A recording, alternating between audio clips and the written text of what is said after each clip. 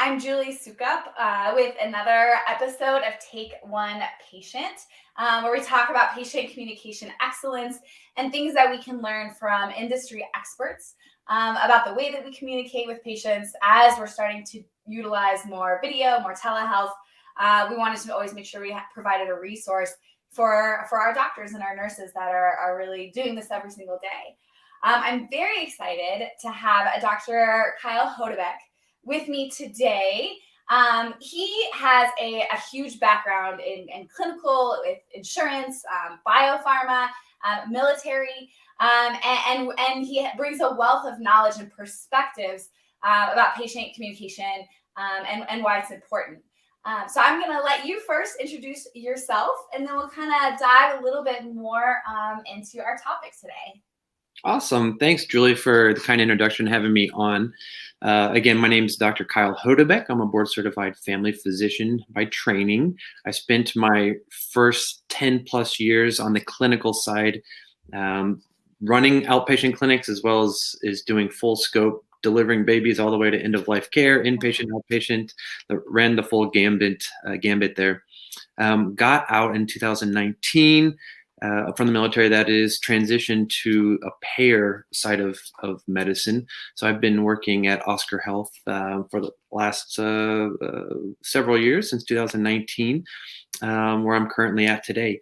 On the side, I do a lot of work as a mentor and advisor for healthcare startups with a specialty in applying technologies and improved systems to healthcare so that we can improve our outcomes and decrease our cost.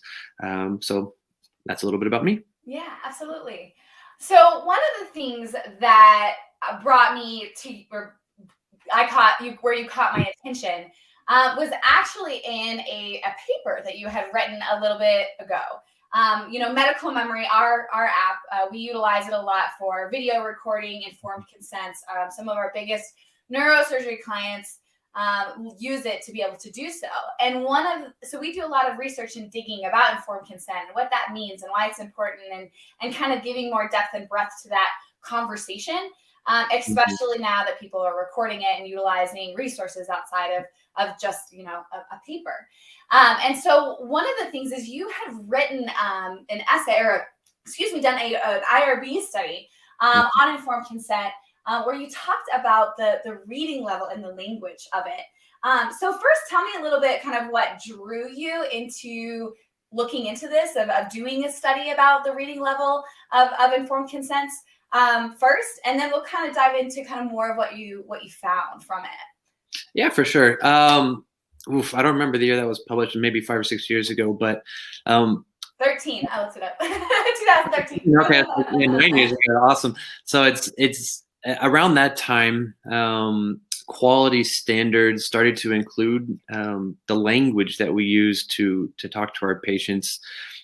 So as you know, in medical school, for example, we learn over 200 to 300,000 new words. Most of those words are not very common. Pseudo hypoparathyroidism. What the heck does that mean? It's difficult for a doctor to say it. Imagine just someone who doesn't even have a high school degree. So research shows that the approximate American reading level, this goes across the gambit, again, everyone we see as patients, is about the 6th to 8th grade level, which means that when we communicate with patients, it should be at the level he or she can understand. So if I'm using physician level verbiage for someone who hasn't completed, college or high school or a pediatric patient, we wouldn't speak to them that way, right? So why are we doing this with adults who may not have that ability to comprehend that level of language? So it's really about speaking to the patient at his or her level, making sure that they're most comfortable to understand what's about to go on treatment-wise, and to give them the appropriate options. So it's considered a quality metric now, having that 6th to 8th grade language, both on the clinical side as well as on the insurance side. Getting into, I guess, the outcomes, at least at that time, a lot of our consent forms, so those forms you sign before you go in to surgery or have any major intervention, just to say that you're not doing this without the patient's understanding or knowledge. Most of those at our facility at that time, when we researched it, was about at least the 11th grade level, with one of them even being over 12th grade level, so being in the college level, so well above that 6th to 8th grade range. So that is what we found, that maybe, we're not communicating as well as we think we are. Right.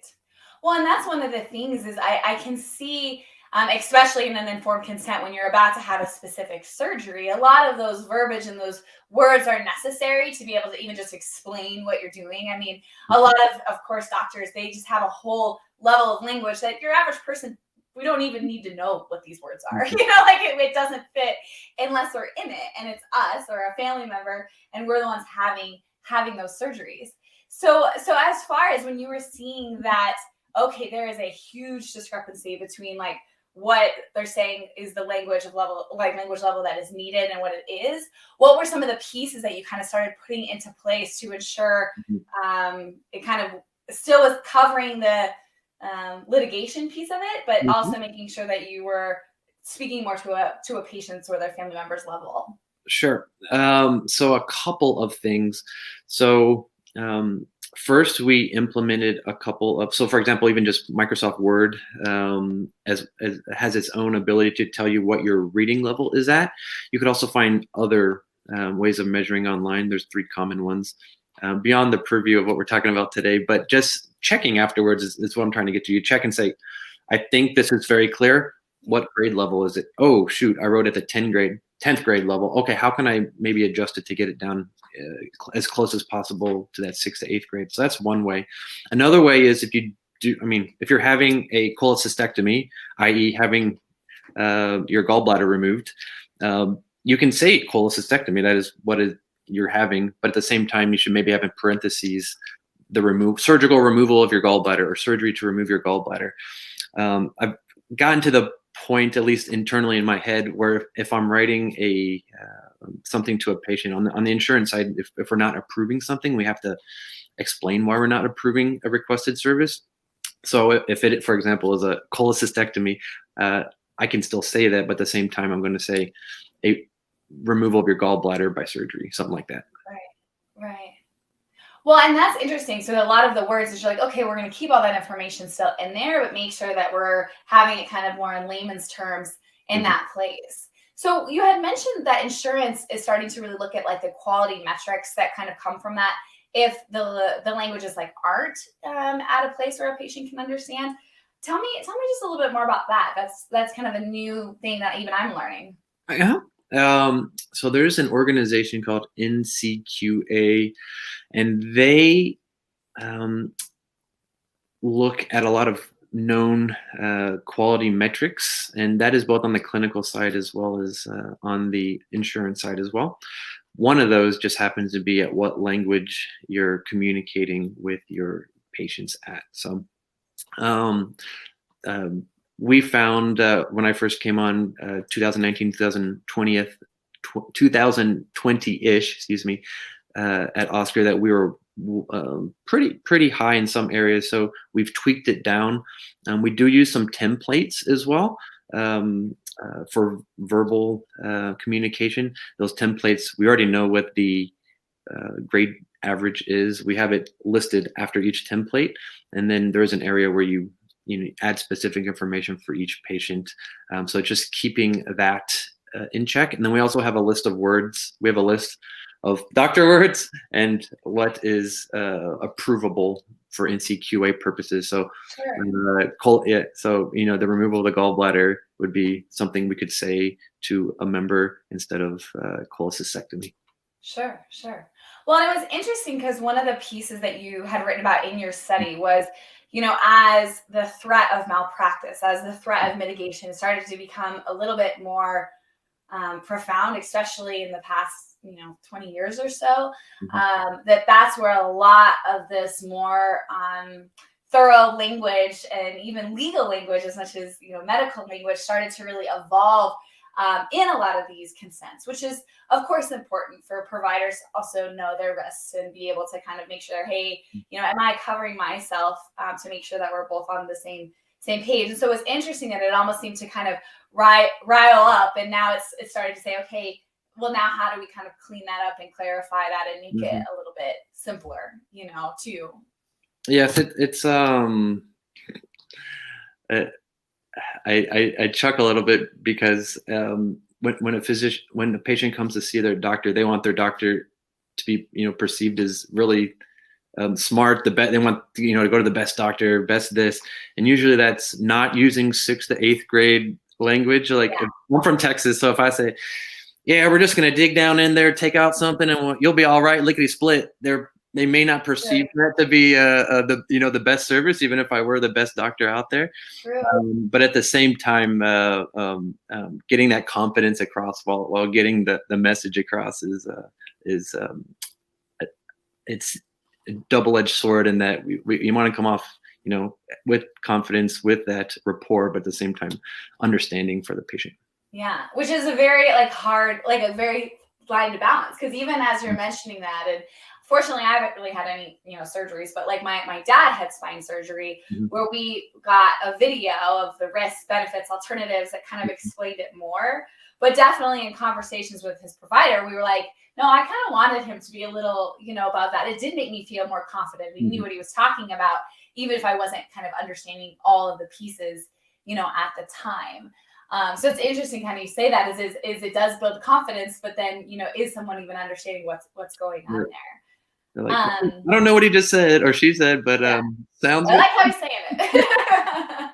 Well, and that's, I think, goes to what you also said in that study about using other resources, using other materials, that it's not always just a conversation and a signed sheet of paper. That if you're having some of these other pieces, that informed consent is a conversation. It's not a signature. And we had a podcast a little bit ago with a doctor and a lawyer who had both doctorates, and he was kind of saying, the more you think of it as a conversation that we're doing together, and the more resources you can provide around it, it actually shows better in a malpractice situations or a mitigation place that you're doing everything you can best educate your patient. And so that's where it's kind of gotten interesting, especially with, even some of our clients that have recorded, here's the risks, the benefits, the alternatives, like everything that's kind of a more broad statement. Patient, here's access to the video. Here's access that your family can watch this video. We're going to timestamp that we can see that you watched the video, and even have a question of like, do you have any questions? What other information do you need? Is there anything you're not understanding here, to ensure that that's a dialogue and providing that dialogue. And so even for a lot of these providers who are like, I just can't, with my level of schooling and my level of education and practice, I'm not good at speaking at a 6A level. As you said, you're like, that's just not how I speak normally because of the words I know and what I do. But they're having then these resources that, well, even if you're having that conversation, there's these supporting documents, either paper-wise, education-wise, or like a video like medical memory that you can use. So, and is that kind of what you're seeing happening more often, or what other things are you seeing providers doing to kind of offset that? Sure. So I'm seeing a lot of resources being sent. So not just, a standard sign this consent form, either paper or, electronic signature now, but also here are additional resources. You mentioned for the protection purposes as well, that ensuring that a member on is what we say on the payer side, patient on the clinical side, actually opens up each of those links in order to ensure that they did at least get that information visualized. Hopefully some or all of it went in. I know, I say that because I know on my end, I'm just like, okay, I just want to click this and get through it. But yeah, it is important for a member / patient to know what he or she's getting into. Other things I see a lot of are both researchers and clinicians getting on social media a lot. I think that's a great thing, actually. I've literally had people in my family get medical advice from memes. So anything that we can do to provide a positive influence on social media, I think including a podcast just like this is a great resource for patients. So there's a lot of trends that way to make sure that we are located not just physically but digitally wherever our patients are. Yeah. Well, and it's interesting you even mentioned that, because you guys also did an IRB study about social media. that I thought was incredibly interesting, and that one of the outcomes of even just, I think it was like Twitter, where you can only have so many characters, that it kind of forces you to kind of speak at a more basic level, or type in more basic level. And that when you were starting to compare some, I'll let you kind of speak to it, but when you're comparing, social media posts versus like educational documents in the office, already you were leaning more towards a younger reading level that's more appropriate for the public. Right. So this all came about. So we had our initial study that we just mentioned with the written paper consents, and then I was thinking, well, I wonder what social media is written at. And it just so happened there was a Stanford University, in conjunction with a company called I think they're called MedX. They had this challenge, and it was through Twitter. So my thought process was Twitter. At least at that time, had I think it was 140 character limit. I wonder what the grade level is for those 140 characters. Right. We were able to, through the resources provided by this competition, able to look at a lot of different metrics. So it was actually pretty cool. So we looked at different hashtags, different handles. We could see who were more influential. We could see the grade levels. And then it came out, if you recall, the first study with the written consents was just over 11th grade, and this was around the 9th grade level. So a couple grade level improvement, which means that hypothetically, it'd be a lot easier to understand for the general public. The other thought process is these are going out internationally. So there's a lot of English as second language or even third or fourth language readers. So you also want it to be at a lower grade level so that international folks can enjoy, appreciate, and soak in that knowledge that we put out there.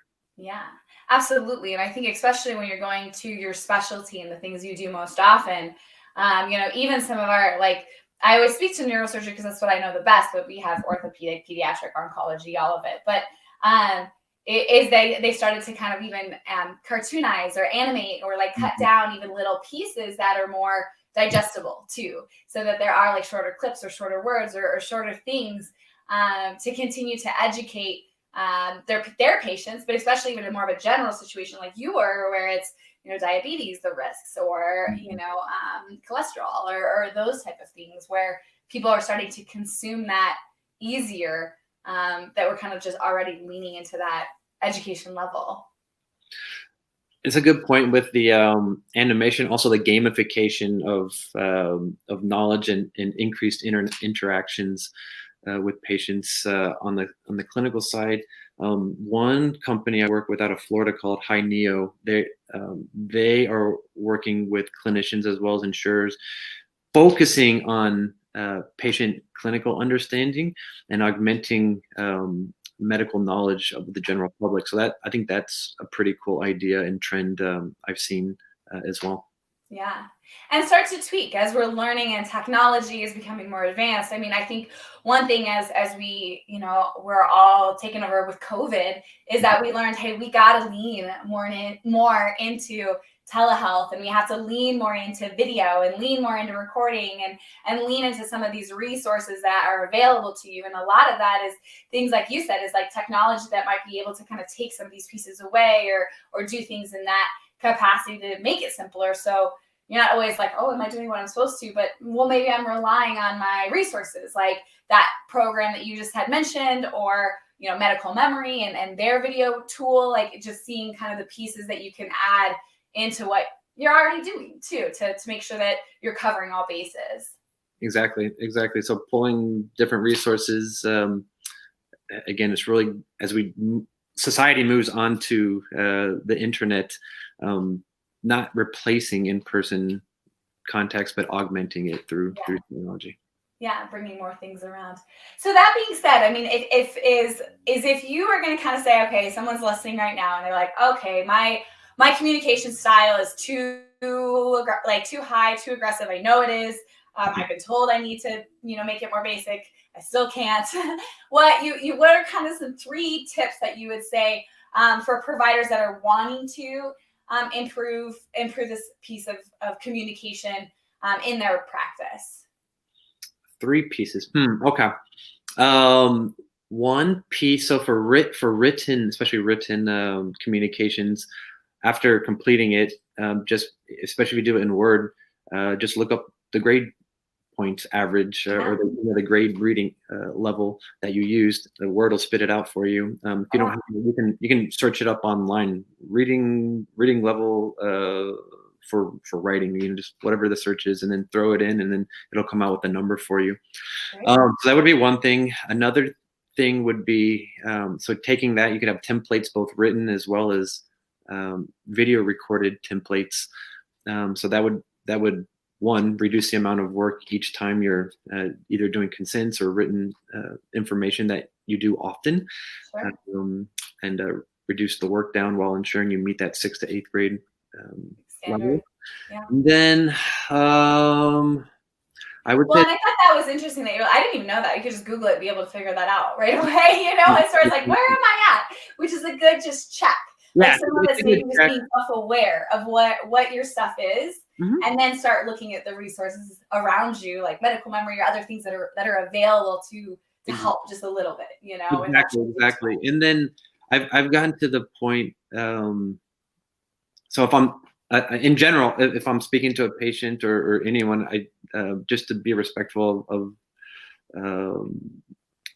in our communications, like it's good to know what level of education that person has, just as it's good to know what their primary language is, right? If someone is a primary English speaker and you have the ability to speak that language, or you have an interpreter or whatever that may be, you would want to bring that person involved. Same thing for language. So if there's something that I think so again, I've been studying this a little bit, so I have a pretty good gauge that the average person probably doesn't pick up. Then I would, so cholecystectomy, you know, big word, gallbladder surgery. Oh, okay, great. Now they understand. The other thing is closed loop communication. So after you tell the person, can you tell me what you heard, and then that person can tell you, and hopefully it's exactly what you told them. If not, then you need to find another way to better communicate that information to the individual.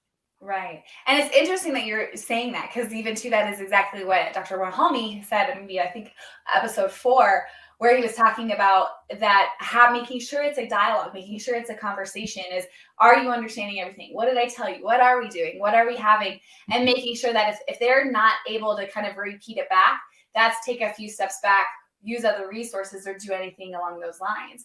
And so for even providers that may not always have the time even to do it at that minute, is what kind of systems you have for a feedback via, you know, like medical memory has like a survey question that when a patient's watching maybe informed consent video with risk, benefits, and alternatives all listed, that says like, you know, do you understand all the pieces of this information? Like what is the, you know, questions that you may have, and making sure that just simply saying, are we good? Like, you got anything? Like, are we on the same page? That extra couple seconds at the end of that conversation, just to ensure that can be huge in that discussion. Exactly. And then some of it is even beyond just, did you understand, yes or no? There for like some surgeries, you can't take blood thinners, and probably for most surgeries. So it's really important to ensure that those things are communicated and understood for the best outcomes. Yeah, absolutely. And because some people maybe don't really think about, I just take it every day. I've done it for 10 years, and then like, oh wait, like all of a sudden I'm having to shift even a simple behavior, but at least understanding the why, and okay, I'm totally on board with what you're talking about. So, well, and that's great. I mean, I appreciate, you know, your intellect and your thought and the perspective that you're providing, especially with these studies of just being more aware of where our languages fall, some resources that providers can utilize, and even just kind of going back into more like social media, as you said, is, you know, leveraging that platform, which in and of itself helps simplify things. I think a lot of the, you know, studies that you're doing and the work that you're doing is really saying, hey, I'm an advocate for patients. I'm wanting to make sure that we're providing the best resources and care to ensure they understand the information that's being presented to make, you know, better decisions or have better health outcomes. You know, that's our company, Medical Memory, very much aligns with that value. That's why we were even built. So I really appreciate your like mind and your intellect, and taking the time to really talk about some of these things that you're an expert in and have done research in. So Of course, thanks for allowing me to discuss, and something I'm very passionate about, and glad to see other people are passionate about it as well. Awesome. Well, thanks again for joining us, and we'll talk to you more soon.